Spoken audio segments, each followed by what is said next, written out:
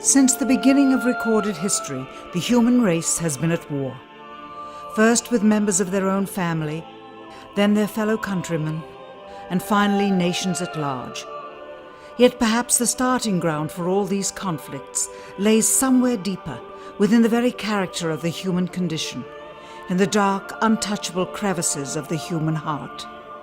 It is said that the first iniquity of free will began even before the maiden pilgrimage from the embryo, preceding the very creation of the earth itself, in the forelife of souls in the heavenly realms.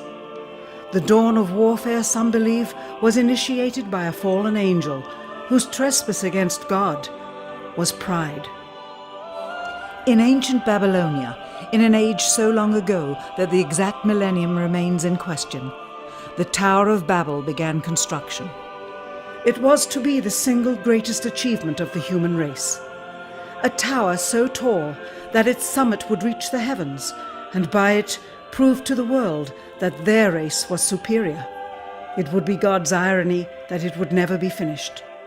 Time passed, nations fell, a machine age emerged, and once again the ingenuity of the species which held dominion over all others unveiled what was at the time the most monumental accomplishment ever imagined, the largest machine yet constructed.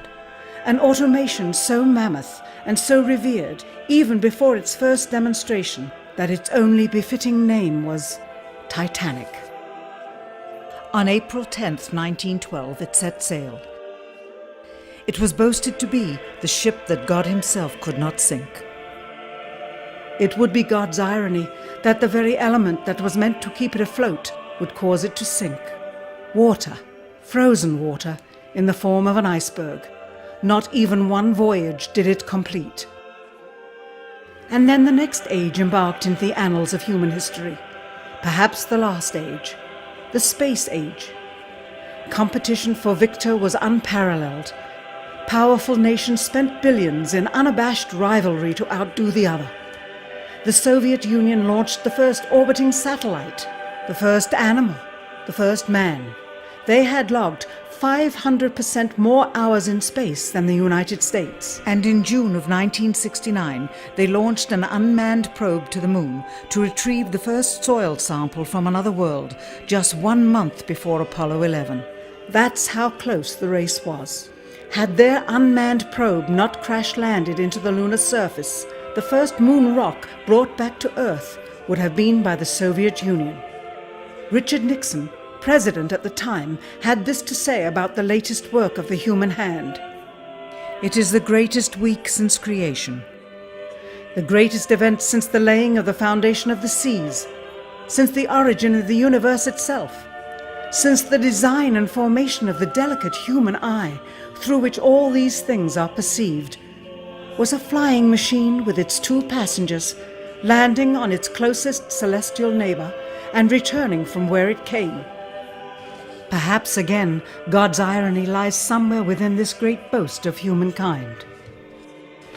The building of the tallest tower for the sole purpose of standing out among the races was never finished.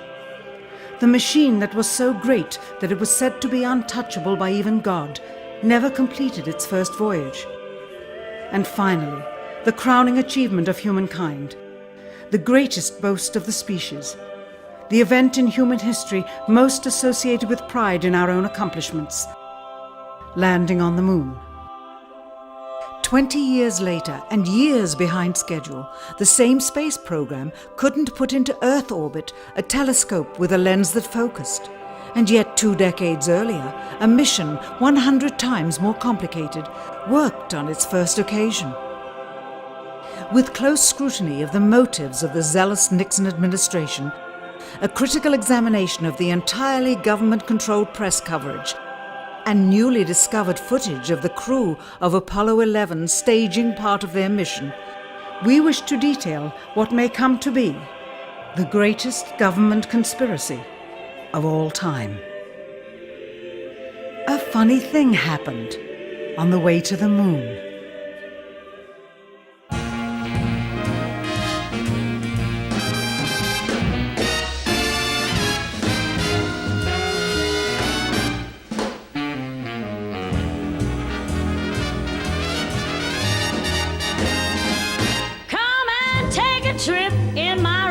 ship.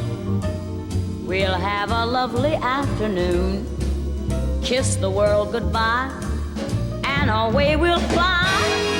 Destination moon. We'll travel fast as a light till we're out of sight. The earth will be like a toy balloon. Oh, what a thrill you'll get riding on my jet. A destination moon. Oh, we'll go up, up, up, up, straight to the moon we two. High in the starry blue. I'll be out of this world with you. So away we'll steal in my space mobile, a supersonic, a honeymoon. Leave your cares below, pull the switch, let's go. A destination moon.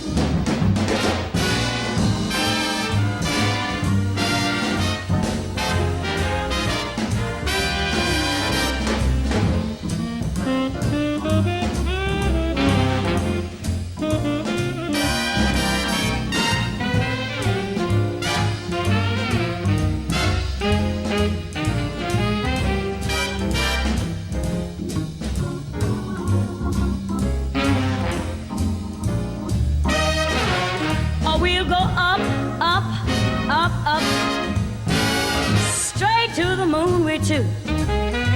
We'll be high in the starry blue. I'll be out of this world with you. So away we'll steal in my jetmobile, a supersonic, a honeymoon. Leave your cares below, pull that switch, let's go. Destination. We're flying high up in the sky. Destination moon.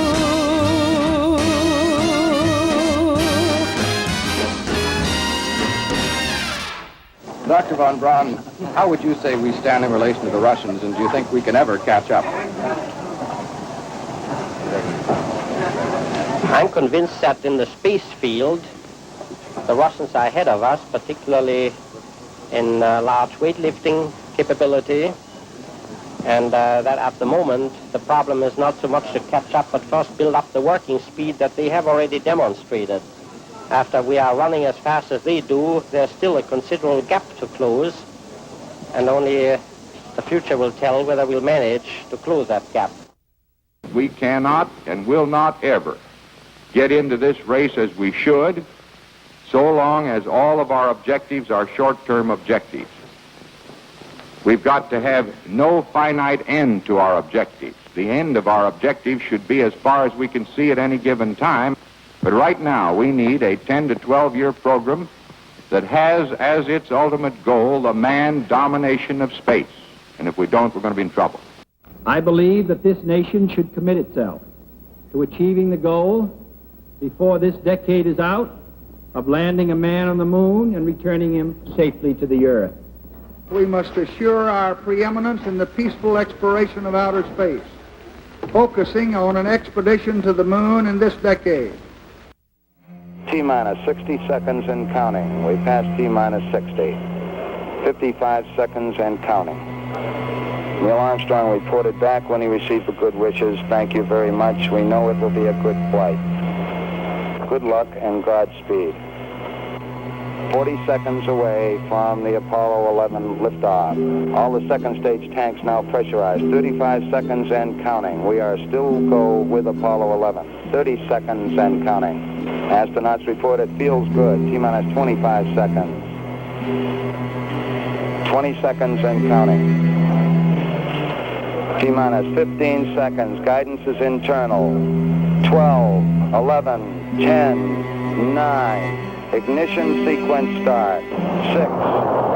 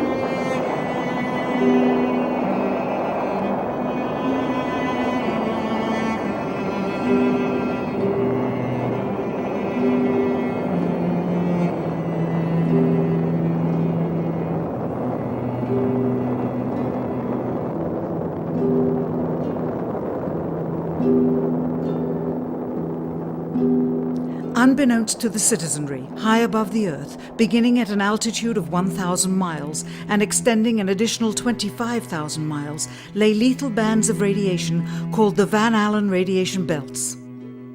Every space mission in history with humans on board, from both the United States and Soviet Union, from the first in 1961 to the present, has been well below this deadly radiation field. Mercury, Gemini, Soyuz, Skylab, the Space Shuttle, all maintained altitudes well below 1,000 miles. All except Apollo. The more experienced Soviets spent 100 hours in space for every 20 hours of the US. In order to survive the hour-and-a-half journey through this radiation field necessary to reach the moon and return, solid lead shielding between the astronauts and the exposure outside would be required. The mammoth Saturn V rocket used by Apollo was already 35 stories tall and weighed as much as a battleship. To add additional tonnage in the form of a lead barrier completely surrounding the crew members would have made it impossible for the vehicle to get off the ground. That is why the Soviets, though more advanced, only sent an unmanned probe to the moon. The Apollo spacecraft's narrowest shielding was less than 1/8 of an inch of light aluminum. In 1998, the Space Shuttle flew to an altitude of 350 miles, one of its highest altitudes ever, hundreds of miles below the beginning of a field of radiation that was so severe that the astronauts inside of their shielded spacecraft and inside of their shielded spacesuits saw flashes of light with their eyes shut that they described as shooting stars, due to radiation penetrating first the shuttle's shielding, then their spacesuit shielding, then their skulls, and finally the retinas of their closed eyes. As a result, CNN issued the following report noting NASA's unpredicted surprise. The radiation belt surrounding Earth may be more dangerous for spacewalking astronauts than previously believed. Scientists say the phenomena known as the Van Allen belts can spawn killer electrons when the Earth's magnetic field changes. These electrons that are being studied could have an important effect, not only on satellites, which has happened in the past, but could also affect the astronauts by creating large doses of radiation that could influence their health. The electrons can penetrate through various materials, including spacesuits, and can pass through, in fact, the walls of the space station, and can create high charges deep inside of these objects. President Kennedy, a man of political, not scientific background, set the irrevocable goal of landing a man on the moon by the end of the 1960s, just days after America's first astronaut had spent a mere 16 minutes in space, not even achieving a single orbit around the Earth. We choose to go to the moon in this decade and do the other things, not because they are easy, but because they are hard. We take an additional risk by making it in full view of the world. But as shown by the feat of astronaut Shepard, this very risk enhances our stature when we are successful. The technology necessary to launch the massive Saturn V rocket and an intercontinental ballistic missile is 95% similar. When the Soviet Union launched mankind's first satellite, Sputnik, in 1957, there was grave concern that they had mastered space ahead of the United States and might use this advantage to launch a first nuclear strike from an orbit high above North America. When they also put the first animal in space, then the first man in space, then achieved the first spacewalk, the first crew of 3, and the first ever of 2 simultaneously orbiting spacecrafts, concern turned to fear and then horror as America watched their communist enemy achieve all these firsts with no hope in sight of ever catching up. President, a member of Congress said today that he was tired of seeing the United States second to Russia in the space field. I suppose he speaks for a lot of others. What is the prospect that we will catch up with Russia and perhaps surpass Russia in this field? However tired anybody may be, and no one is more tired than I am, it is a fact that it's going to take some time, and I think we have to recognize it. They secured these large boosters which have led to their being first in Sputnik and led to their first putting their man in space. We are, I hope, going to be able to carry out our efforts with due regard to the problem of the life of the man involved this year. But we are behind. If it was impossible to better the Soviets in the space race, which was really a race of technological armaments, what could be done? How could America offset the threat of superior weaponry? Throughout the history of rivalry and war, astute generals of lesser armies than their counterparts have used deceit and misinformation as a method to achieve victory. In World War II, for example, columns of inflatable tanks were placed at locations afar from Normandy to draw German forces away from the real location of invasion. The Star Wars missile defense program rigged tests to make it seem more advanced than it really was. That's the conclusion of the General Accounting Office. The aim was to fool the Soviet Union about US military readiness during the Cold War.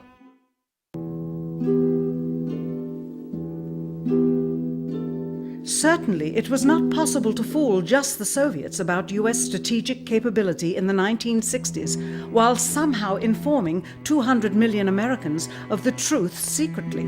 In order for them to believe the United States had the capability to go to the moon, everyone would have to believe it.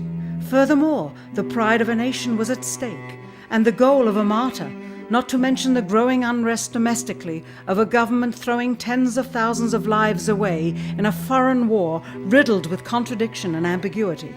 In addition, the Apollo program had already spent billions of dollars. If it failed to achieve its goal with such an investment, it would indeed be a large and bitter pill for the taxpayers to swallow. The cost of the program, whose sole goal was to be the first to plant a flag on the lifeless rock just outside the Earth, if adjusted for inflation to the 21st century, was $135 billion.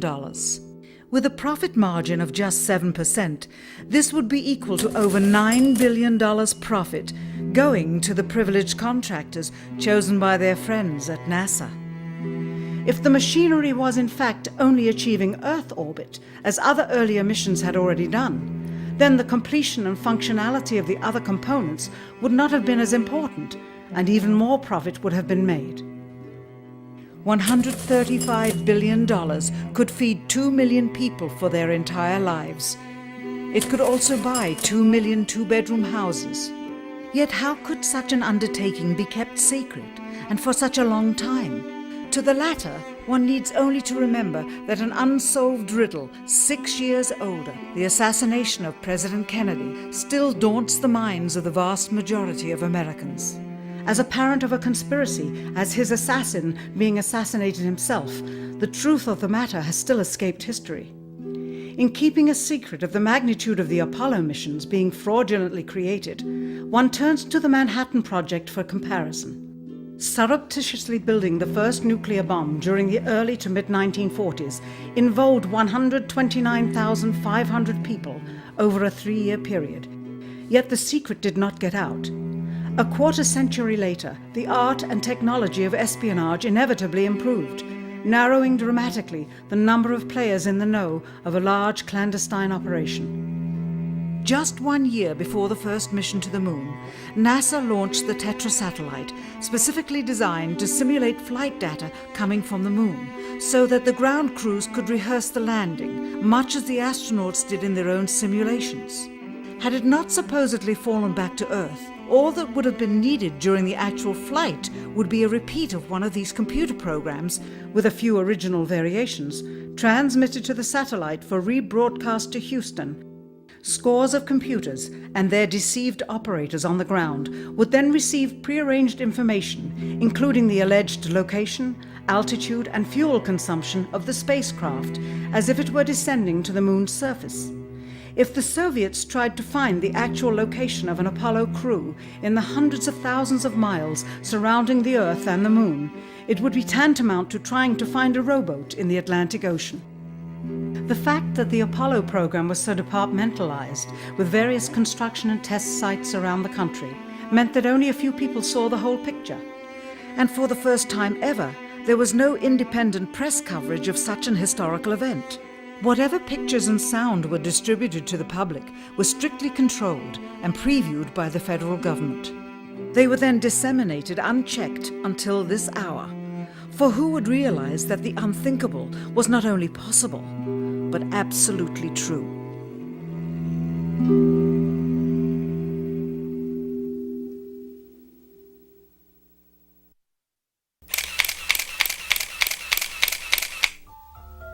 And what of the photographs? What do they tell us? On 3 separate occasions, our office asked NASA's Public Relations Department for every single picture of an astronaut on the surface of the Moon, just during the maiden voyage of Apollo 11. Many duplicates were sent. In all, fewer than 20 pictures were found, including first-hand investigation on site at the agency's vaulted archives. Quite surprising, considering the historical significance of the event. These very photographs are the same ones circulated year after year on anniversary commemorations. It is estimated that in just the first 60 minutes on the Moon, motivated by the tenuous nature of the circumstances, many more exposures could have been expediently taken. Also surprising is the scarcity of photographs of the mission's chief pioneer, Neil Armstrong. The greatest achievement in human history, and of the man whose first step echoed around the world, dawning a new age of scientific enlightenment, there is only one full-body picture of him on the Moon, besides this ghostly reflection. This one, taken by an automatic camera mounted on the side of the lunar module. Perhaps he feared liability should the whole conundrum later become unraveled. Perhaps he has forgotten that he attested to the authenticity of the event with his signature on this plaque engraved by the federal government. In fact, in the more than 30 years since the event, aside from NASA's initial press conference and the occasional brief anniversary remarks where few questions were permitted, he has never given one on-camera interview to anyone, ever. From an analytical standpoint, photographic anomalies have to be sought out with an understanding of lighting and shadows. The most straightforward is simple. When objects are lit solely by the sun, as all the scenes on the Moon were said to be, after all, lighting equipment was not only impractical, it was unnecessary in bright sunlight, then all shadows, regardless of the landscape, will run parallel with one another and never intersect, as shown by this example. In these seldom-seen photographs, obtained from a rarely used auxiliary NASA archival site, it is clear that these scenes were lit with artificial light. These shadows, which are cast at different angles, are evidence that a second light source is being used. In addition, the sun would not cause an isolated hotspot like this, only an artificial light would. Again, intersecting shadows and another hotspot. And again. And again. It is simply impossible for this picture to have been taken with sunlight on the Moon. Here, the shadows are shown to be as black as pitch. And yet here, completely in a shadow, the astronaut is lit up like a Christmas tree. How can this be? Or this, on the shadow side of the lunar module. In this magnification of an Apollo photograph, a rock, very likely a papier-mâché prop because of the crease here, is categorized with the letter C. In later releases of the same picture, the letter is gone, probably airbrushed out. Here, a crosshair, which was burned directly into the image from the film plate, and thus should always appear on top of the objects in the photograph, appears behind the object in this scene, clearly revealing a composite of two pictures into one.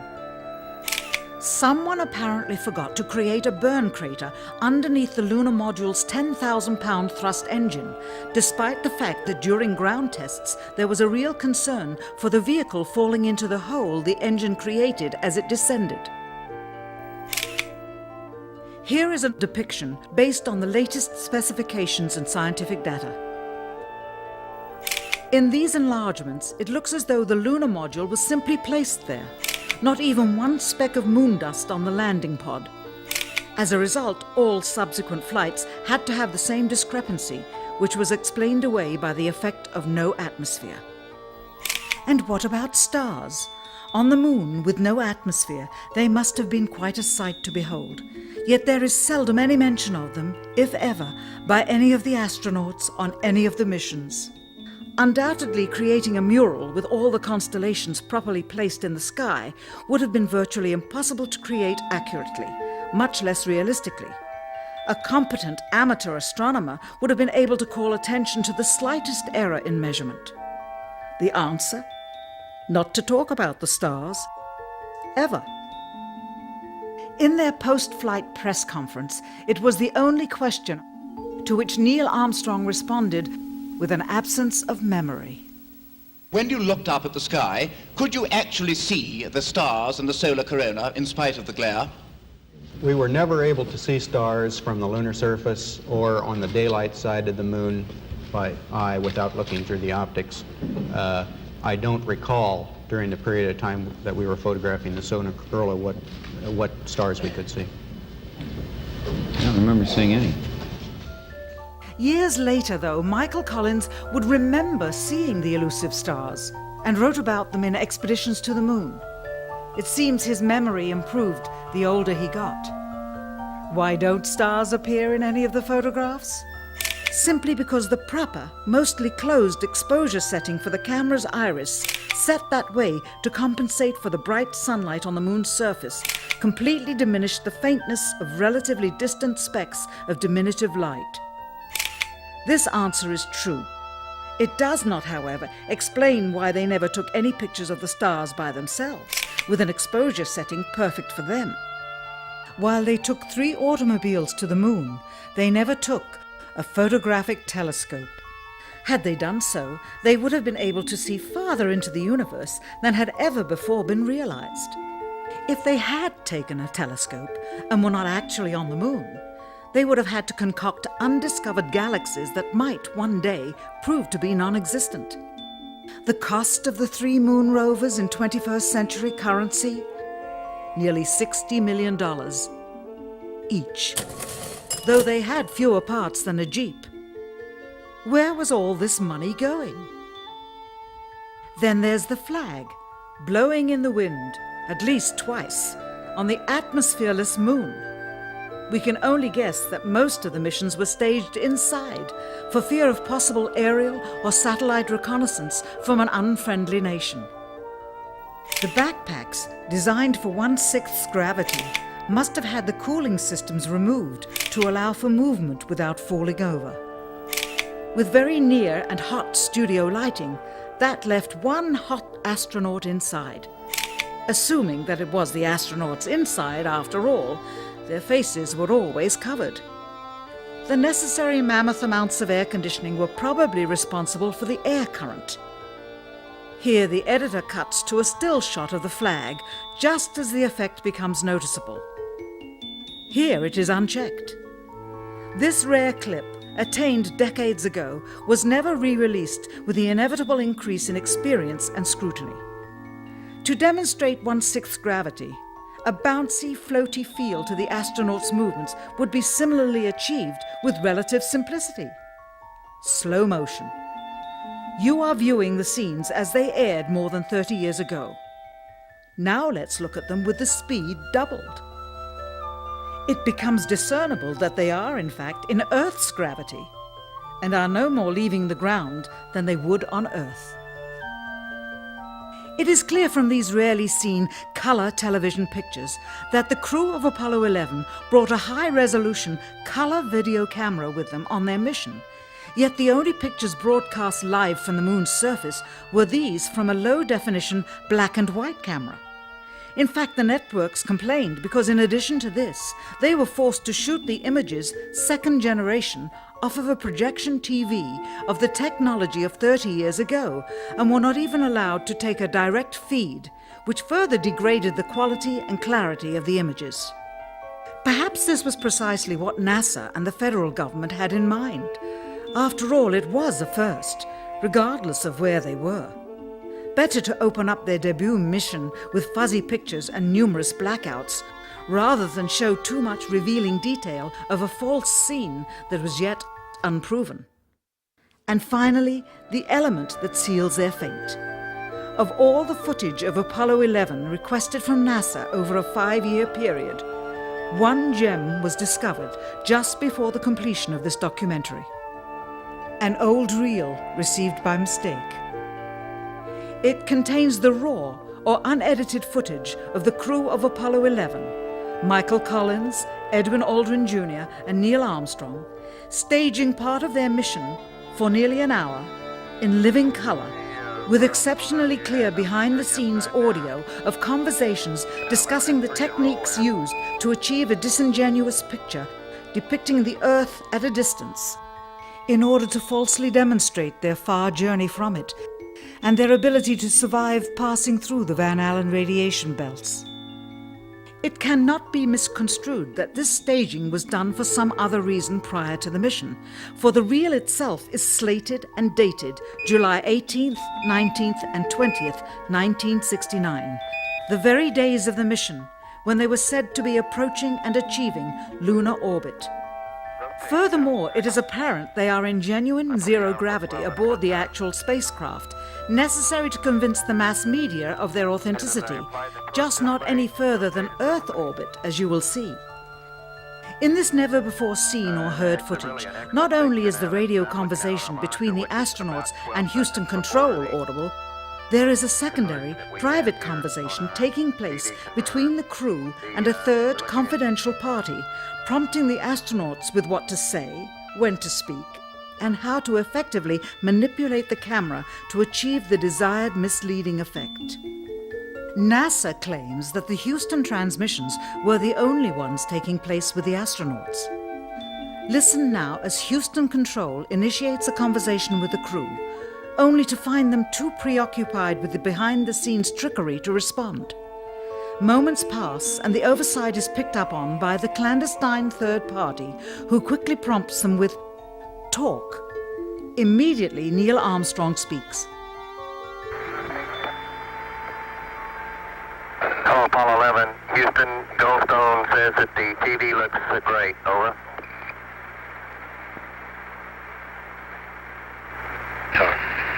Okay, Roger. We're coming in on Earth.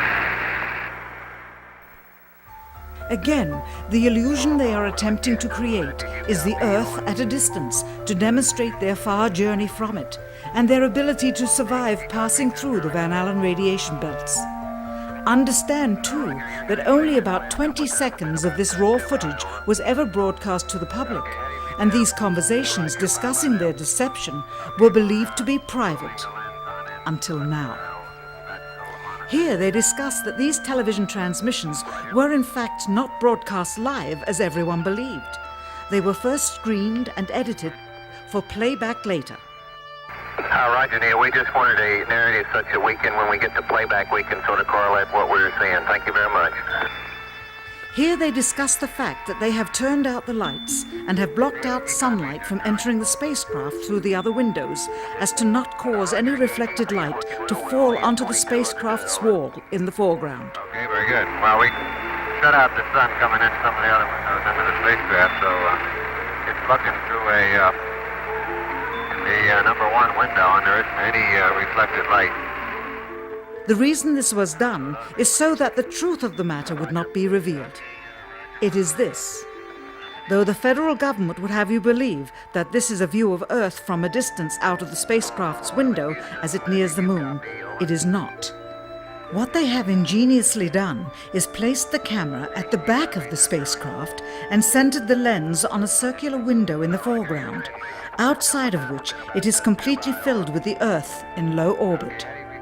The circumference of the window then appears to be the diameter of the Earth at a distance, with the darkened walls of the spacecraft appearing to be the blackness of space around it. That is why they wanted the interior dark and blocked out the sun from entering through the other windows. Here you can see the extruded window, probably 2 inches thick at the bottom. This is because the Earth's shine is coming in at a downward angle. It also causes the Earth to appear to be an irregularly shaped circle, for you are seeing the outside of the window at the bottom and the inside of the window at the top, which together form 2 different sized halves of a circle. Subsequently, this take was never used.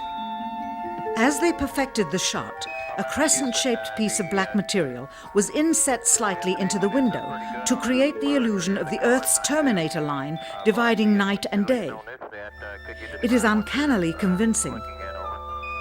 During this segment, intended to be edited and played back later for the worldwide television audience, dated July 18, 1969, Neil Armstrong condemns himself as he states that he is 130,000 miles out, or halfway to the moon, as the NASA flight log also states on this date, when he is in reality in low Earth orbit of a few hundred miles. Roger, Houston, Apollo 11. Calling in from about 130,000 miles out. Here, during another segment, also intended to air after review, Neil Armstrong falsely explains to the viewers how the shot is attained by putting the camera's lens to the window's glass, as it would have to be if they were the claimed distance away from the Earth. We only have one window that has a view of the Earth, and it's filled up with a TV camera. If the window was completely filled up with a TV camera, as he stated, then an astronaut's arm would not be able to get between the camera and the window, as it obviously does here in this outtake. South America becomes invisible just off beyond the terminator or inside the shadow. You can also notice how the astronaut operating the camera reacted to the mistake by attempting to pan away from it. Blue cast, see white bands of major cloud formations across the Earth.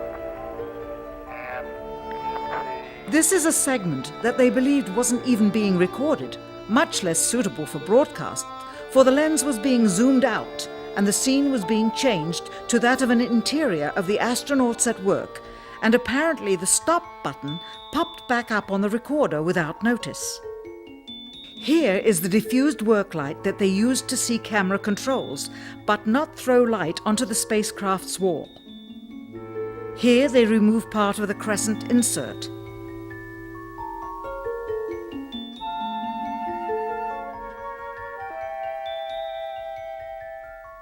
Finally, the iris is opened up and you can see the real location of the camera and the very bright and near Earth out the window. Here is the slate for the 19th of July, and the same shot of trickery on the 19th of July, and then the 20th, and the same misleading shot on the 20th. Later that evening, they were said to be walking on the moon. How can this be when they were in Earth orbit only 9 hours earlier, and the moon is some 3 days' journey away? Furthermore, if they genuinely went to the moon, why would they be faking any part of it? Why this trickery with the window? By faking being halfway to the moon, it becomes apparent that they did so because they could not even go halfway. It thus confirms that the stumbling block to their success was the lethal radiation of the Van Allen radiation belts. Since the same equipment was used on the subsequent missions in the 40 months that followed, none of them could have gone to the moon. They only increased their proficiency at staging them. When some TV viewers of the second manned mission to the moon telephoned the networks complaining that reruns of I Love Lucy were being interrupted, it became clear that for the taxpayers, once was enough. But it wasn't enough for the government and contractors. Billions of dollars of pure profit went with each return. How coincidental that the following mission would have the element of life and death jeopardy. Apollo 13. Now the public would take going to the moon more seriously and be reconnected with the drama. We now realize that perhaps the reason Neil Armstrong has never given an on-camera interview is because he doesn't want to lie anymore. What threats may have been made upon such honorable men or their families to possess their reluctant cooperation and later ill feelings towards perpetuating this still darkened hour in American history. NASA's highest-ranking official, James Webb, resigned without explanation just days before the first Apollo mission. Why, when he was on the threshold of achieving the greatest accomplishment of his career?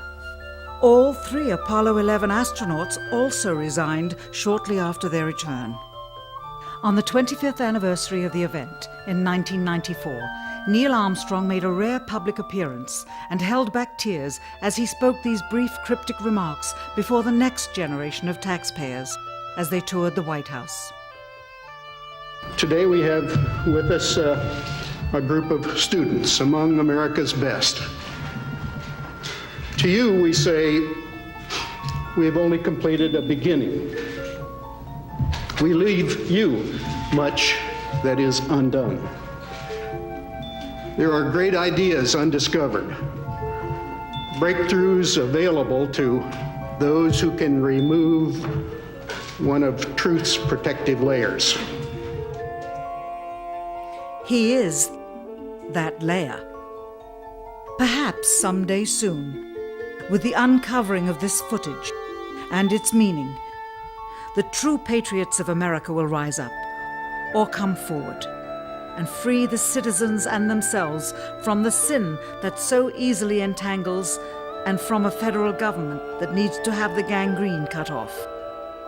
Even if the government's destruction would come from the truth, then it is not worthy to stand, and its betterment would inevitably follow.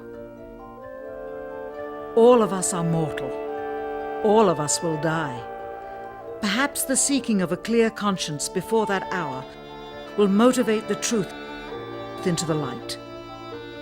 Perhaps as citizens we should offer amnesty for this and other crimes of history, for facts from those involved, before the truth perishes with them. Why must we wait until the year 2017 to open the Kennedy assassination files? Perhaps they will not even be opened then, for the law that reluctantly stipulates their release says so with this clause, quote, with the exception of documents certified for continued postponement by the President. Whoever believes the citizens to be too immature for the truth are too immature for power. The truth will always set us free.